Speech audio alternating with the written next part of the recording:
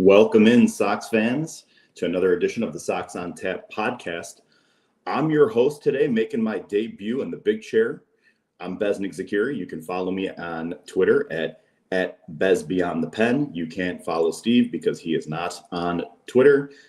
Tonight, we're breaking down everything White Sox and all the happenings around the ball club over the past week. But first, a little housekeeping.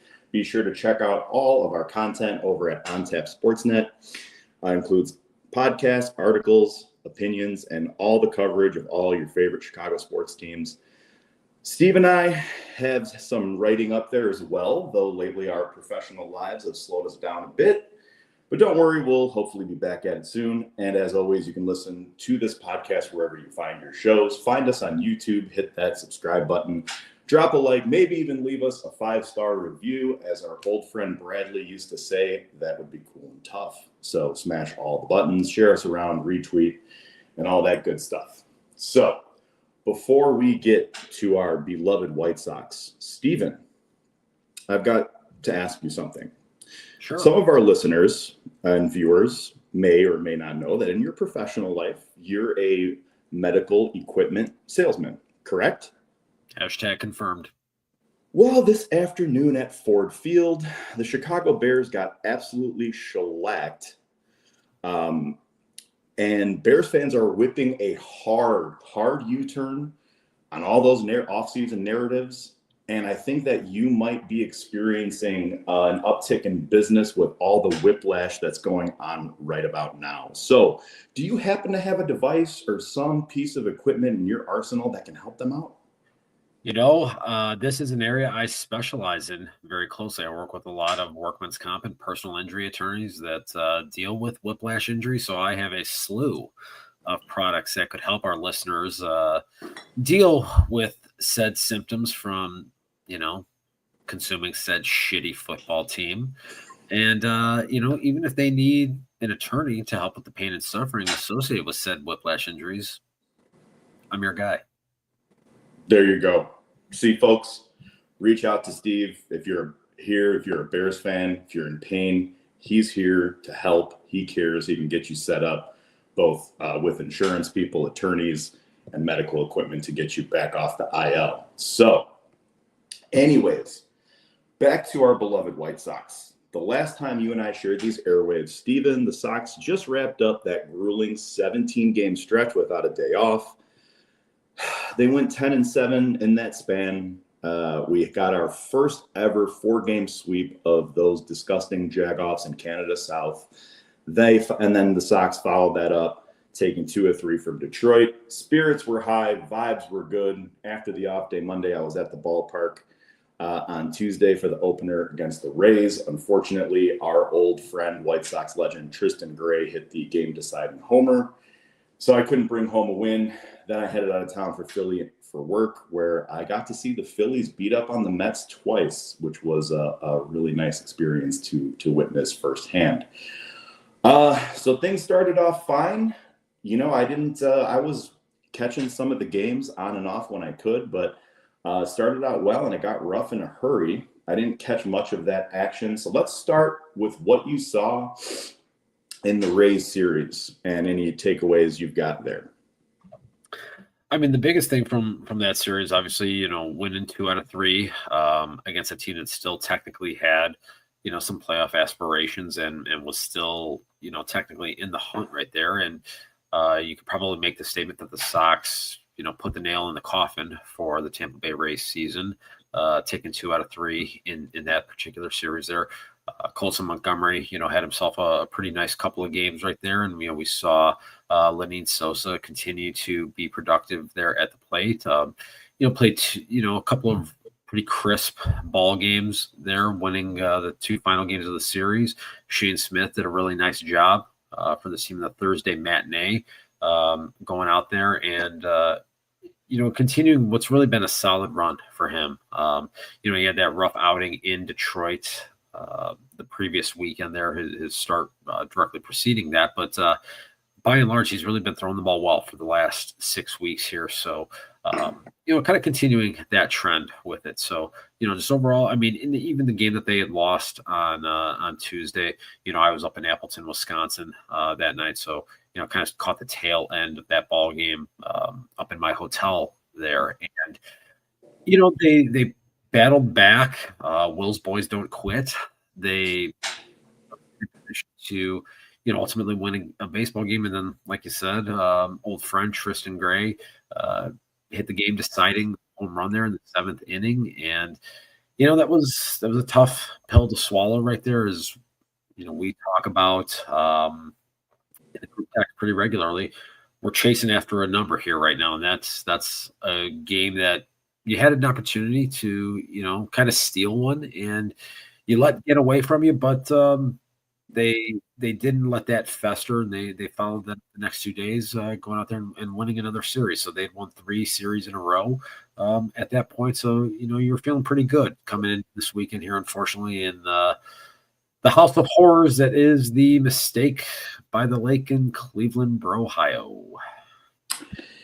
Yeah, I echo all of those things, especially with Shane Smith. I was worried about what his performance was going to look like down the stretch here, because he is blown way past that 90-ish career high in innings pitched. So glad to see he's still getting the job done and building up those innings, because that'll be crucial for him going into next year. But like you said, those 3 games against the Cleveland Guardians, and honestly, Steve, maybe you or somebody in the comments section can enlighten me, because what the hell is going on against Cleveland? I really am at a loss of words and don't have any answers. The White Sox, for anyone who hasn't been paying attention, the White Sox went 0-6 this year in Cleveland and scored a grand total of 6 runs across those games. 6. In this series, they managed to go from 0 runs to 1 run to 2 runs, just slowly climbing up the ladder of futility. And of course, we got beat today by someone with the last name Naylor again. So basically, Steven alluded to it being the house of horrors for the White Sox. It's giving us serious Kauffman Stadium vibes, where the White Sox haven't won a game since September of 2023. And the kicker, they went 2-11 against Cleveland this season. That's it. 2 wins. I have no clue how to explain it. I don't know what to say about it. Are the White Sox just flat out cursed in Cleveland, Steve?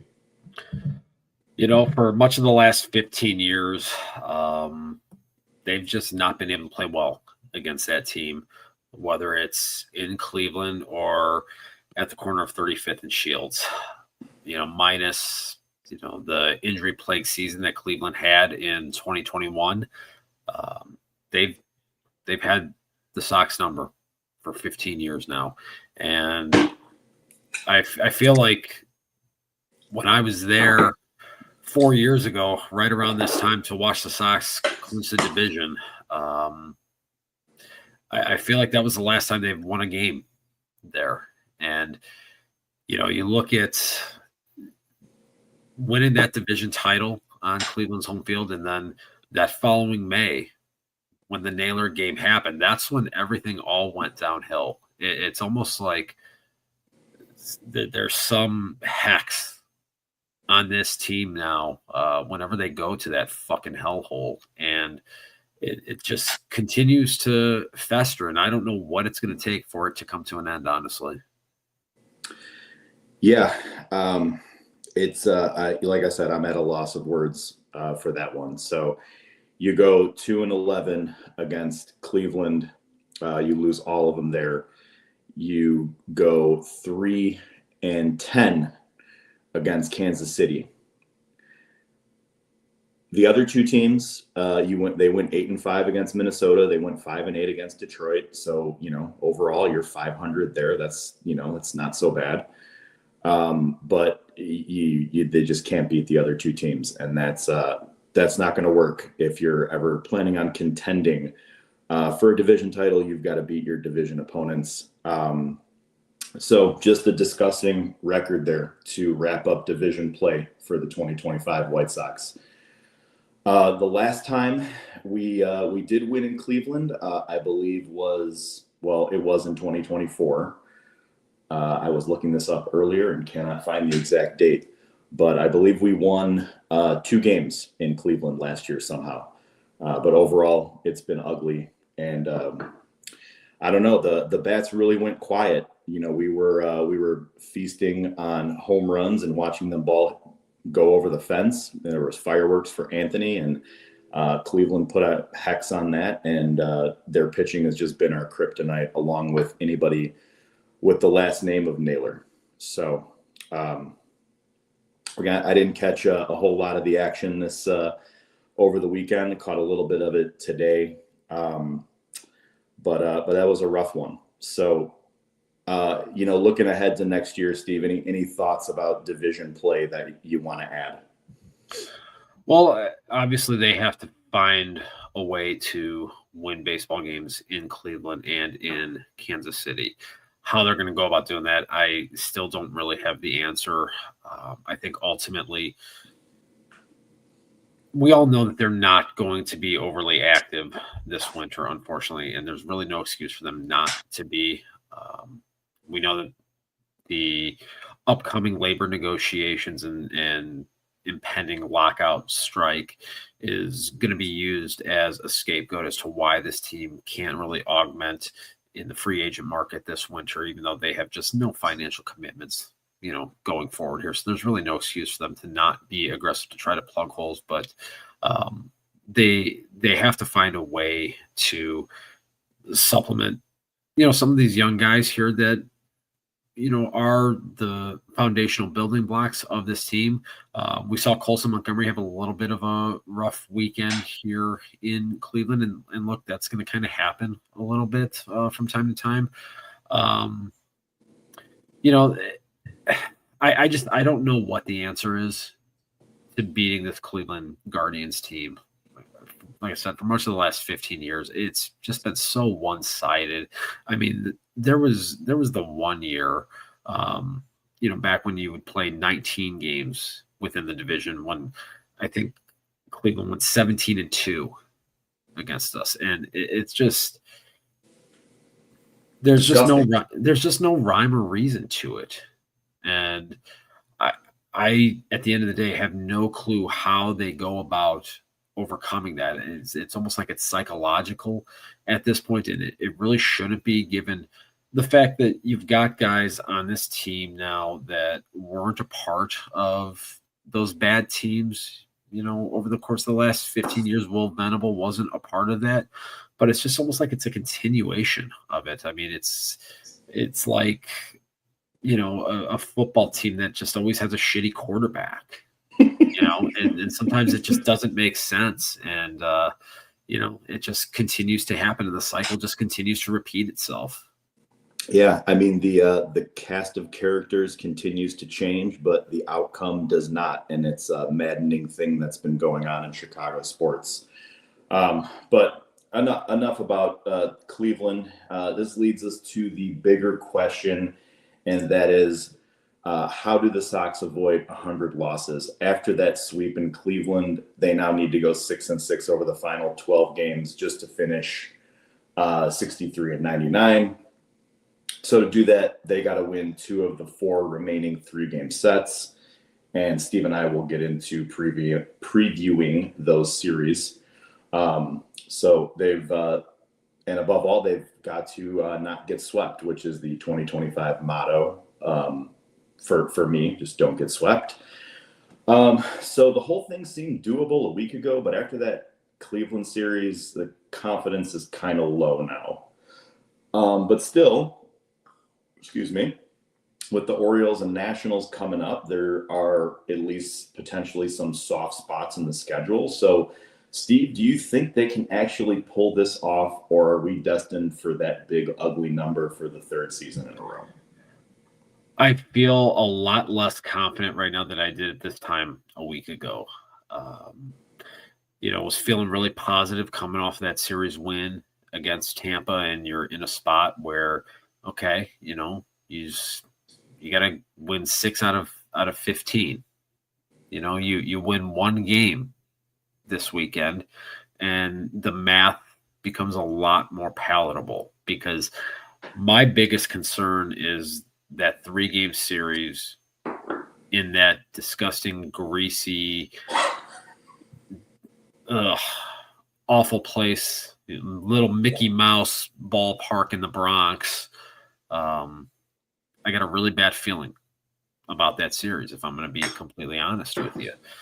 So now you're looking at a situation where, okay, realistically, I almost feel like you got to go 6-3 against Baltimore, San Diego, and Washington. And that's not great math, to be completely honest, right there. This team doesn't play well on the road, and that's why that series against the Yankees has me very, very worried right now. So, like I said a week ago, at this point, I thought that the math and the numbers were in their favor, and at this point, I kind of don't feel like they are. Yeah, I echo the same sentiment. If you could have at least salvaged a game there against Cleveland, I would feel like that's a little more doable, because I can see them taking 2 of 3 against the Nationals, and probably 2 of 3 against the Bozos. The Padres series, I don't really feel as confident about. And like you said, the Yankees, they came into our place and just destroyed us. So it's not looking good. I'd hate to end up being exactly 62-100, but that's the way that it often goes as the White Sox. You end up one game short of where you want to end up, like, possibly getting 42 wins instead of 41 last year, and, just coming up one win short again this year. So we've got our final homestand coming up of the 2025 season, a 6-game stretch with an off day Thursday that splits the series against the Orioles, and a weekend set with the Padres. After that, it's goodbye until April in 2026 for next year's home opener, which I believe, I know we open in Milwaukee, but who do we open against at home? Do you remember? Toronto. Okay. Can't remember a Toronto home opener in my lifetime. That might be a first. Yeah,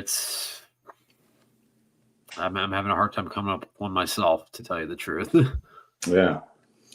So the Orioles series, according to ESPN.com, the Sox will line up Sean Burke, who they recently recalled from AAA Charlotte. We've got our all-star Shane Smith going in Game 2, and then the veteran Martin Perez in the series finale. The so-called next great dynasty in baseball, the Baltimore Bozos, will counter with Kyle Bradish, Tyler Wells, and second-year lefty Cade Povich. So, Steve, we just recently saw Sean Burke return from Charlotte after a brief stint being demoted there. Was there anything different that you saw in that performance? Anything encouraging? Because he just looked like Sean Burke to me. He kind of continued a trend in the second half of, missing more bats, getting more strikeouts. But again, the proclivity to walk hitters is still there, unfortunately. And that is ultimately the thing that gets him in trouble. I did find it fascinating that the way Steven Stone and Schriffen were talking on the broadcast, and even, Connor McKnight did one of his, sideline reports saying that, the bullpen usage today was going to be a heavy factor in how the game gets approached tomorrow. So I know Sean Burke is listed as the starter for tomorrow, but I would not be at all shocked to see Tyler Alexander being used as an opener tomorrow in this game. Again, just the way that kept getting talked about on the broadcast, it's almost like they're putting it out there without directly saying it. So that will be kind of interesting to see. And, we've seen that strategy deployed a number of times with Sean Burke earlier here this season, and it was actually pretty successful. So there is a big part of me that is almost expecting that to be the case tomorrow. All right. I'm not sure I feel any more confident about Tyler Alexander. He's pitched decently in low leverage situations. Seems like he's been getting rocked as of late, and the White Sox have ridden him pretty hard. His innings got up there real quick, real fast. So if they're going to throw a bullpen game out there, so be it. Hopefully the bats get going. Looks like they'll be lining up against Kyle Bradish, who is coming back, or has made 3 starts now since coming back from Tommy John, and it hasn't been much, but he's been pretty sharp. He's got a 2.65 ERA and sub-1 WHIP. I'm not sure how much familiarity there is between the White Sox lineup and Bradish. Probably not a whole lot. He's getting his legs under him, so we just got to hope the bats get going. And then in that second game, we've got Tyler Wells, who's also coming off of Tommy John surgery and has been equally as good with a WHIP, under 1 across 2 starts and a ERA in the low 2s. So not a whole lot of work this year, but since coming back, they've been pretty solid. And I think that if I'm going to pin any hopes on getting a win in this series, I think that Shane Smith going against Wells in that second game. And then you've got Cade Povich, a lefty who's struggled this year and has an ERA north of 5. And the White Sox have done a pretty good job of hitting lefties this year. Maybe they can get the bats going again and put the balls over the fence and give our guy Anthony a little fireworks show in that finale. So I think that Shane Smith start and the finale are our best chance if we want to take 2 of 3, which we've got to do to avoid the big ugly number.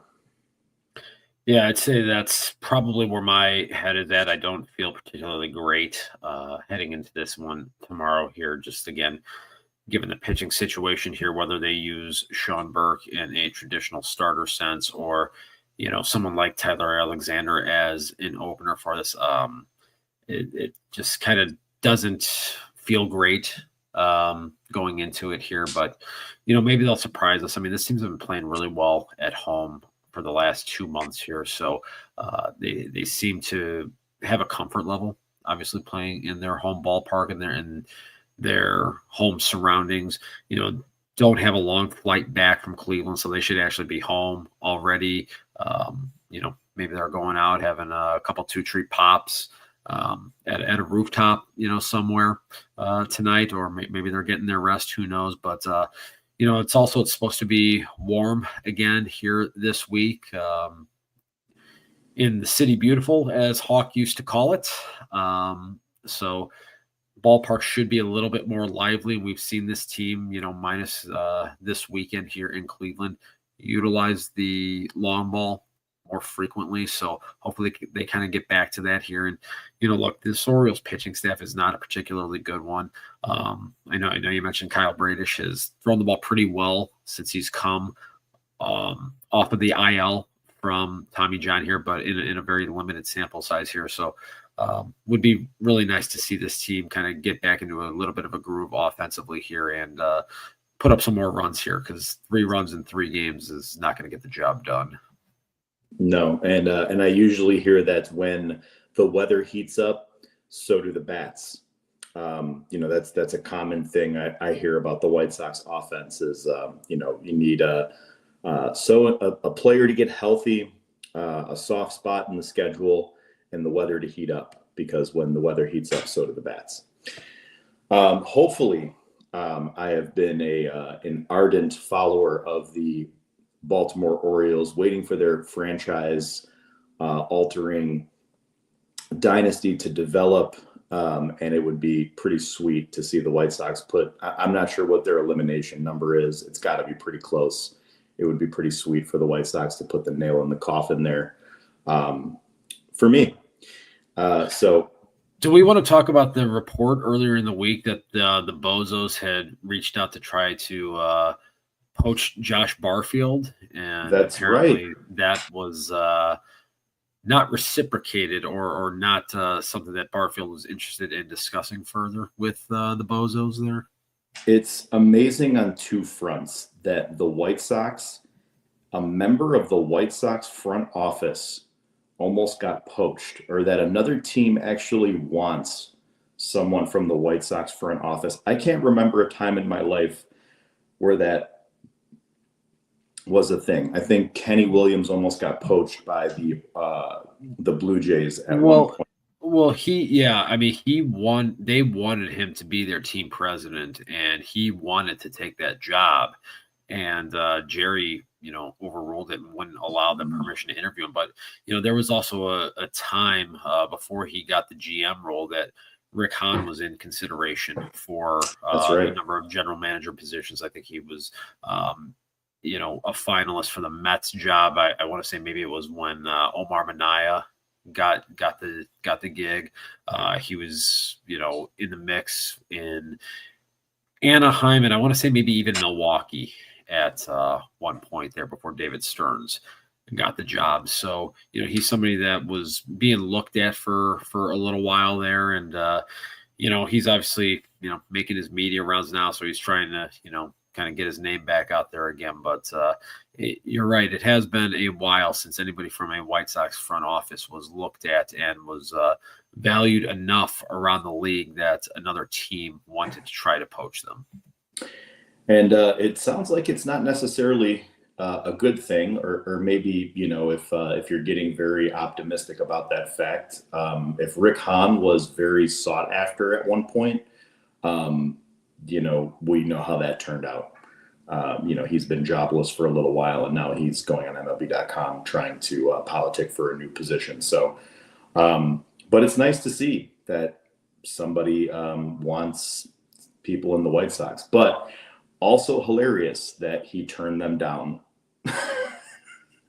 So a team that was supposed to be this burgeoning, juggernaut is getting turned down by the White Sox. That's got to hurt, I'm sure. So to get into it, to wrap up the homestand and the remainder of the home schedule, we've got the Padres coming to town over the weekend, who still have something to play for. They're 2.5 games behind the Dodgers in the division, my Dodgers, and hold the 5-game lead over the Mets. They sit firmly in that second wild card spot, and 3 games behind the Cubes there, who are in first. So before they come to town, they'll play 3 against the Mets, who are fighting for their playoff lives before they head here. So they we'll see our old friend Dylan Cease go up against Davis Martin in game 1. And this is just kind of how the White Sox rotation lines up at this time, folks. It's there is an off day on Thursday, so they may have a chance to redo this. Yu Darvish takes on Yoendrys Gomez, and in the finale, we see Sean Burke once again, allegedly, tentatively, and he's slated to face off against Michael King. So if they don't reshuffle that rotation, that's what it's going to look like. Darvish is 39 years old at this point. He looks like he's nearing the end of it. He's got an ERA well over 5. The struggles are piling up. Dylan Cease, if you haven't been following him, he's having a little bit of a rough year. He's got an ERA that is half a run higher than Davis Martin's, and he's just not been very sharp this year. He still racks up the strikeouts and has big swing and miss stuff when he's on, and can really carve up a lineup if the slider is working. So, he still has the talent there, just hasn't really been getting the results. And then Michael King hasn't pitched a ton this year, just 62 2/3 innings, but he's been solid when he has been out there. And if it ends up being Sean Burke again, he doesn't inspire a lot of confidence. Baseball's weird. Anything can happen. But if I'm being honest, I don't like the odds here. I think the Sox maybe get 1. Darvish is probably the worst starter of the three going, so that's the only one that I feel decent about. So, Steve, any thoughts on that one? I happen to agree with that. I think it's going to be a 3-3 homestand, which suboptimal. Honestly, if we're looking at things and looking at that magic number of 6, and that's obviously going to put a lot of pressure on this team going into that final week of the season and heading out east. To deal with those greasy slime balls in the Bronx and then finish up the season in our nation's capital against the Washington Nationals. I'm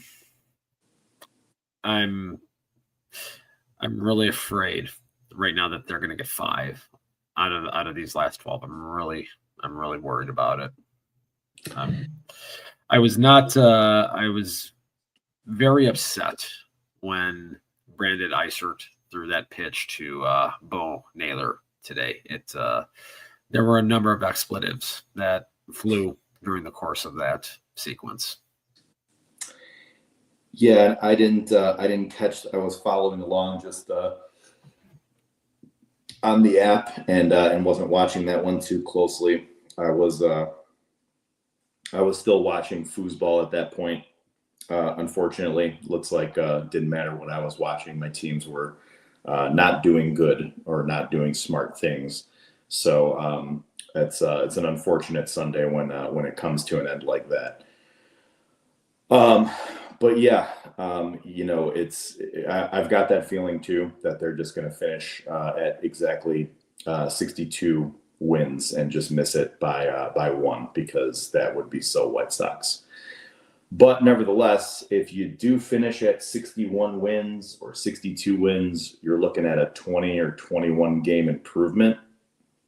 Obviously, when you're coming from 41 wins, a 20-win improvement, at least to me, doesn't seem like anything to go crazy about, because it's going to be a lot easier to improve from 41 wins to 61 than it is going to be to improve from 61 to 81. Which is, a lot closer to where they need to be, and they're going to need to make some moves to do that this offseason. But, if we do finish at that number, Steve, do you feel pretty good about the way this season went?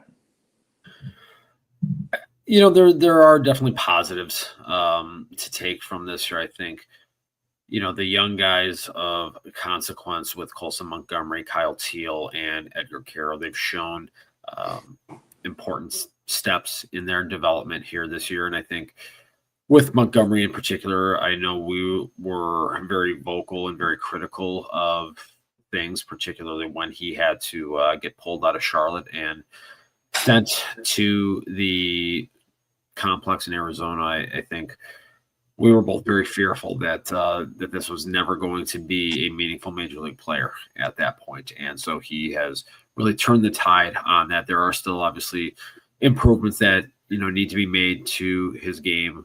The strikeout rates are still pretty high, but the power is very real, and we've seen that. I think he's been more than adequate at the shortstop position to this point. And that was really another one of the major concerns that a lot of people had about him heading into the season here. So he's equated himself very nicely with that. Kyle Teal has really been solid, I think, on both sides of the ball. And I think there's more power in there than what we've seen from him to this point. So he's got the 7 home runs right now. He's got like a 430 slug. I think there's more juice in that bat. I would definitely like to see Edgar Carroll display a little bit more power. But again, even for him, I mean, he's still really young. I mean, he just turned 22, so he's still really young. He's one of the 5.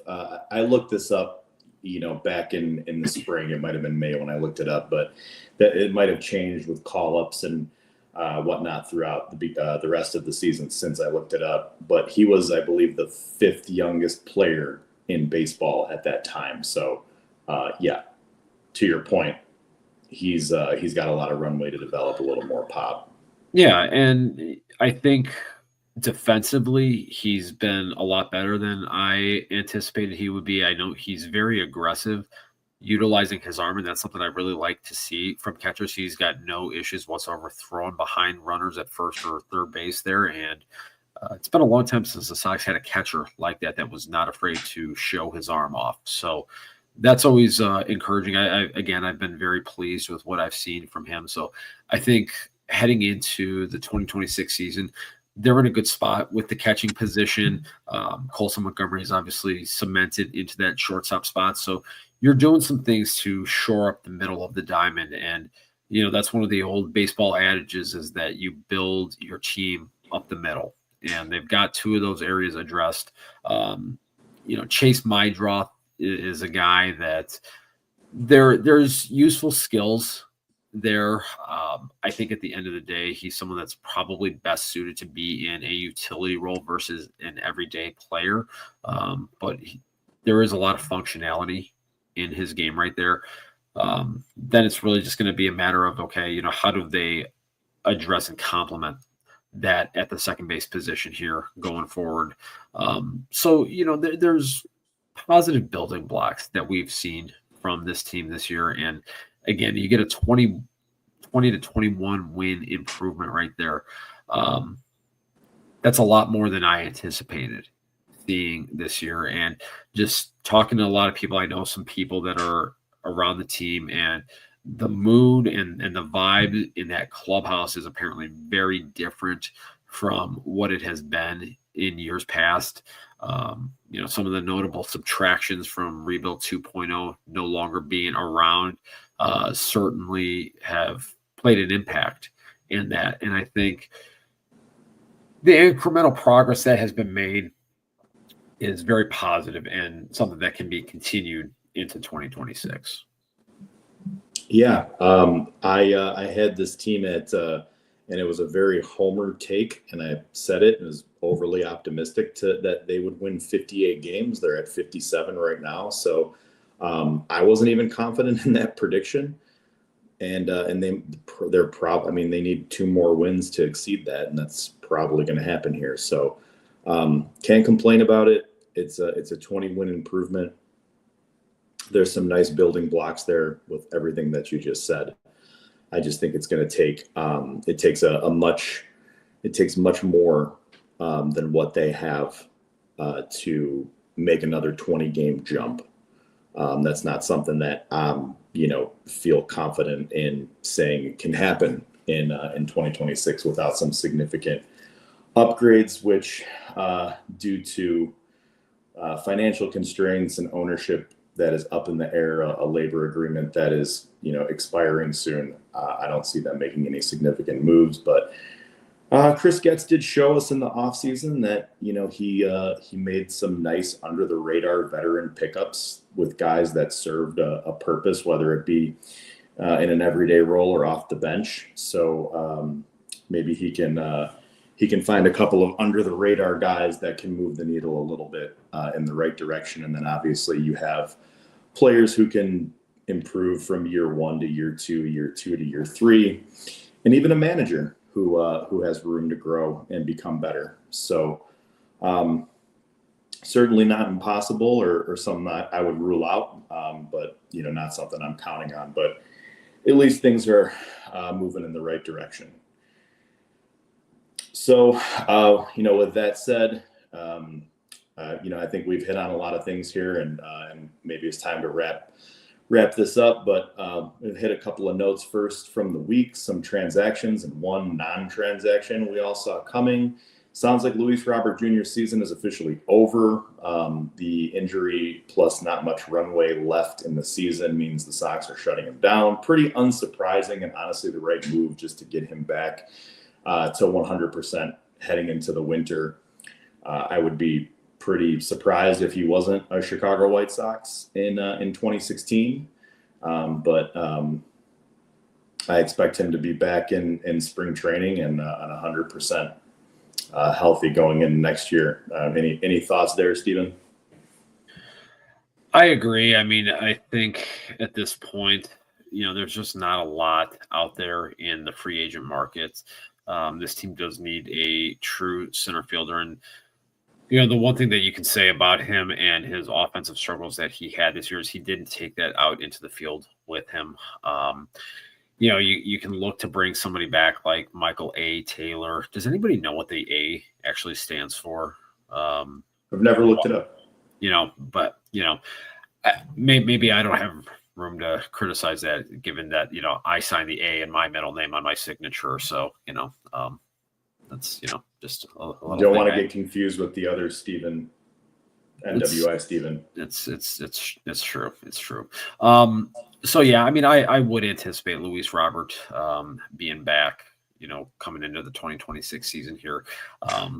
It would certainly be an interesting choice to see them decline that option there and then see, you know, what they would try to do as far as deploying the rest of those financial resources from it. But, you know, again, just given the scarcity of true center fielders that are out there in the market right now, I almost kind of feel like it's going to happen that we will see him kind of finish up, you know, his time in a Chicago White Sox uniform in the year of our Lord 2026. All right. Miguel Vargas also returned from the IL this week with Brian Ramos heading back to AAA. Vargas had a hit in the 2 games against Tampa and went hitless in the first 2 games in the Guardian series, but came through today with a pair of knocks and even drove in Leonard Sosa to get the Sox on the board in the 4th. Good to have Vargas back and see his growth from last year. Some people even go as far as to call him a blossoming star. Hopefully nobody out there is listening to those people when they talk, because that's just a bit hyperbolic. Let's just say. Unless it comes to food recommendations, because I feel like that's probably a topic that said person probably is a subject matter expert on. Well, as long as those foods don't involve anything nutritious, you know, if you're looking for like vegetable and salad recipes and stuff like that, that's probably a person who, you know, hasn't eaten a vegetable in at least parts of 3 decades. I mean, you know, the not eating vegetables thing, look, I very much subscribe to the Ron Swanson dietary plan of, you know, those are things that my food eats. So, okay. You know, I think more so, you know, set individual, you know, just a high volume caloric intake person, you know, so if people need that kind of help, that's where they can get it. And nothing to offset that lifestyle, right? Correct. Gotcha. Wow. That's yeah, it's not a human being you want to take too much advice from, folks. And then the Sox hurt a lot of people's feelings online by designating Daniel Altavilla for assignment and eventually just outright releasing him. Look, AI John Travolta, Danny Altavilla was never a long-term bullpen piece. I want to say he's like 30 or over 30, and he's not potential trade bait. He had a nice run with the team this year. Not a massive move in the grand scheme of things, but Steven, based on the results, did that one cause any confusion for you? No, I cannot believe people were actually up in arms about this. This is a real thing. Yeah, some people were very irked at, you know, I guess after, you know, they DFA'd him, it was, you know, it was, you know, questioning why to recall, you know, to bring Sean Burke back. Well, you know, he's on a major league deal and he's out of options. So you can't send him down without his consent. So they DFA'd him. And I guess maybe people expected the White Sox to just outright him back to Charlotte after he cleared waivers, but they just decided to release him instead. So some people were confused by this. I don't know why. He's just a guy. No offense to Mr. Altavilla. He did a nice job at times. But yeah, that was sort of a thing. People were confused by that one.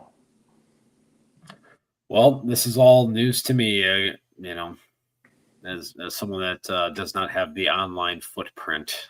Yes. These are things I was not made aware of. Yeah. And in this case, probably for the best. I was just going to say, yes, very much so. All right. Steven, before we wrap, I'll kick it over to you. Any final thoughts on this team this week or just life in general as a White Sox fan? I fucking hate Cleveland. I hate everything about that city. You know, and we should let Canada take it at this point. I fucking hate that place. It's disgusting, everything about it. It's called the Mistake by the Lake for a reason. I wish nothing but misery and misfortune onto the Cleveland Guardians franchise, their fans. I hope all the bad things in baseball happen to them and them almost exclusively heading forward. In fact, my hope is this. I don't ask for a lot in this world. I hope that I am not around to ever see that franchise ever celebrate with the commissioner's trophy. I hope I go to my grave knowing that nobody alive ever saw the Cleveland franchise win a World Series. That's it. I hate them. Fantastic. And that'll just about do it for us, folks. The Sox head into their final homestand of the 2025 season. 6 games at 35th and Shields with an off day between. First up, 3 against the Orioles starting Monday, followed by the weekend set. We've got Sean Burke, possibly Tyler Alexander. We shall see. Then Shane Smith and Martin Perez are currently lined up for the Bozos series. And 108 bobblehead day. So shout out to those guys and their bobblehead day. Check that out. Thursday's day might shake things around for San Diego. After that, it's down the stretch and into the offseason where hopefully we're not talking about the 3rd consecutive 100-loss season, but we'll see how that plays out. As always, make sure to check us out at ontapsportsnet.com for all your Chicago sports coverage. Subscribe to the YouTube channel and drop a like and hit us with a 5-star review because, as Bradley used to say, that's cool and tough. Thanks for hanging out with us tonight, folks. Steven, let's shut it down the way we always do. White Sox forever. White Sox for life.